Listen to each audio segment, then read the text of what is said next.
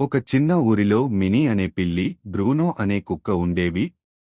ఇద్దరూ పొరుగు ఇళ్లలో ఉండేవారు కాని ఒకరినొకరు అసలు ఇష్టపడేవారు కాదు.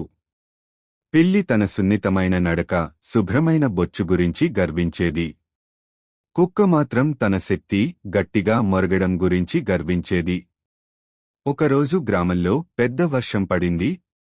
ఆ వర్షంతో నీరు ఇంటి ముందుకు చేరి పిల్లి ఇరుక్కుపోయింది.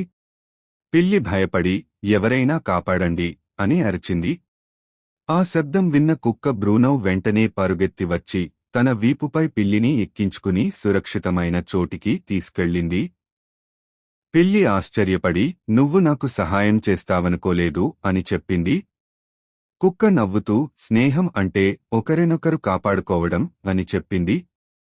ఆ రోజునుంచి పిల్లి, కుక్క మంచి స్నేహితులయ్యారు. నీతి: ఈ కష్టకాలంలో సహాయం చేసినవాడే నిజమైన స్నేహితుడు.